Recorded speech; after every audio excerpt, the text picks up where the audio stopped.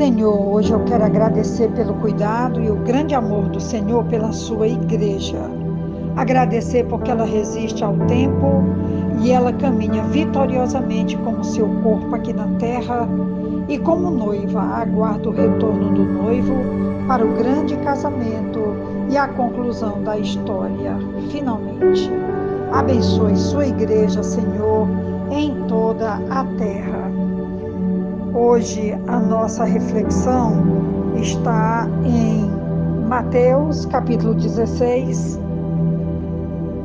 a partir do versículo 13. Chegando Jesus à região de Cesareia de Filipe, perguntou aos seus discípulos: quem os outros dizem que o Filho do Homem é? Eles responderam: alguns dizem que é João Batista, outros Elias e ainda outros Jeremias ou um dos profetas. E vocês? Perguntou ele. Quem vocês dizem que eu sou? Simão Pedro respondeu: tu és o Cristo, o Filho do Deus vivo. Eu lhe digo que você é Pedro, e sobre esta pedra edificarei a minha igreja, e as portas do Hades não poderão vencê-la. Eu li até o versículo 18. Eu estive ontem numa igreja e lá eles estavam cantando uma música do Marco Salles com o título Estamos de Pé. E é muito interessante porque a música fala sobre a igreja. E ele vai declarar coisas tão profundas como o inferno não pode prevalecer. Ninguém pode parar a igreja do Senhor. O Coliseu não parou a igreja. Os leões não pararam a igreja do Senhor. A perseguição não parou a igreja. E aí ele vai dizer mais: somos a igreja. Somos a nação santa, vivemos por fé e vamos avançar. Eu fiquei muito tocada pela canção e por isso eu estou fazendo aqui essa reflexão dessa declaração extraordinária de Pedro, que lhe foi revelado não por carne e sangue, mas foi revelado pela boa vontade, a generosidade do Senhor, que revela o oculto, o escondido e faz como Ele deseja, faz como Ele quer. Aquilo que não foi revelado a ninguém, foi revelado a Pedro sobre quem Jesus realmente é. E nós vamos falar um pouquinho sobre isso hoje, porque ninguém pode confessar que Jesus é o Senhor e o Salvador se o Espírito Santo não trouxer este entendimento ao seu coração.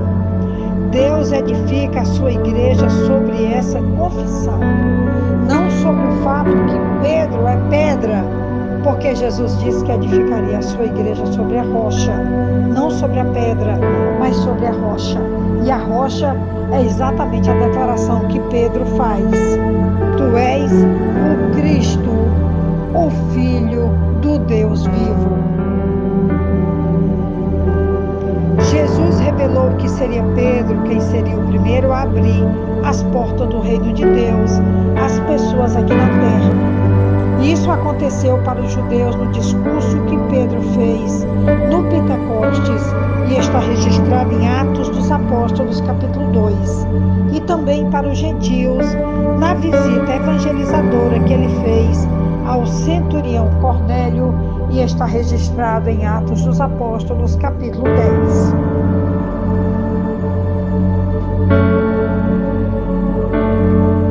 O fato de Pedro ter reconhecido Jesus como Cristo, o Filho do Deus vivo, mostra que seus olhos tinham sido abertos pela fé. Deus revelou a Pedro seu plano de salvação em Jesus, o Messias. Esse momento da revelação foi um ponto alto no desdobramento da vontade de Deus para a humanidade. Você é Pedro. O nome Pedro em grego significa rocha ou pedra. A frase sobre esta pedra é, portanto, um trocadilho. Pedro era a pedra fundamental, uma vez que foi o primeiro a confessar Jesus como Cristo e também foi líder dos apóstolos, isto é, o membro fundador da igreja. Alguns estudiosos sugerem que Jesus se referiu a si mesmo quando disse esta pedra, mas parece claro que ele apontava para Pedro ou para a confissão do discípulo, como eu já falei anteriormente. É evidente, no entanto, que a igreja é de Jesus. Quando ele diz é a minha igreja que será edificada sobre essa rocha. E não é a igreja de Pedro, pois é o próprio Senhor quem a edificará. Portanto, não é necessário concluir que os líderes posteriores da igreja derivam sua autoridade de Pedro. Mateus é o único evangelista que usa o termo igreja. A ideia aqui tem mais a ver com a comunidade do povo de Deus do que com uma instituição eclesiástica.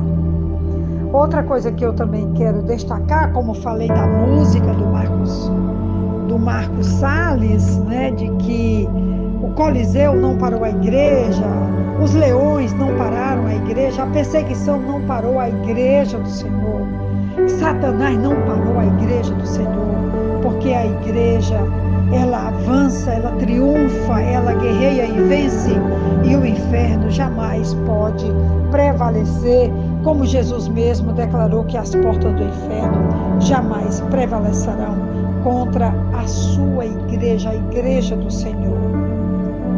As forças da morte, as portas do Hades, como eu acabei de ler, não a conquistarão. A igreja não será derrotada pelos ataques de Satanás em nenhum dia, em nenhum momento, em nenhuma circunstância.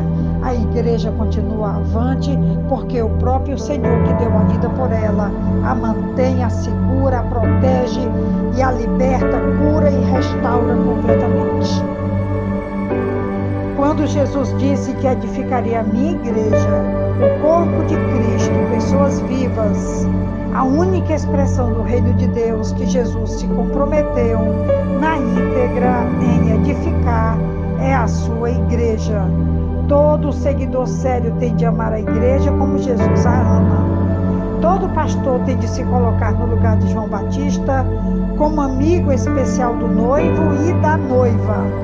Não podemos cair na armadilha de Satanás, de falarmos mal ou pensarmos mal da igreja, em vez de nos sentirmos mal em nosso coração e nos identificarmos com a busca da solução e da restauração do que deixa a desejar. Para Jesus, o plano A é a igreja. Ele não tem um plano B e nós não podemos ser diferentes. Quero já caminhar aqui para a conclusão para dizer que a pessoa que se entrega a Jesus e se dispõe com Ele a edificar sua igreja receberá o galardão do vencedor. Mais uma vez aqui repetindo, o inferno não pode prevalecer. Ninguém pode parar a igreja do Senhor. O Coliseu não parou a igreja, os leões não pararam a igreja do Senhor e a perseguição não parou a igreja e ninguém poderá parar a igreja do Senhor. Nós somos a sua igreja, nós somos a nação santa, nós vivemos por fé e nós vamos avançar, porque em Cristo nós somos mais do que vencedores. Receba, pois, um grande abraço da pastora Betinha e um dia para celebrarmos a vitória do povo de Deus em toda a terra. Amém.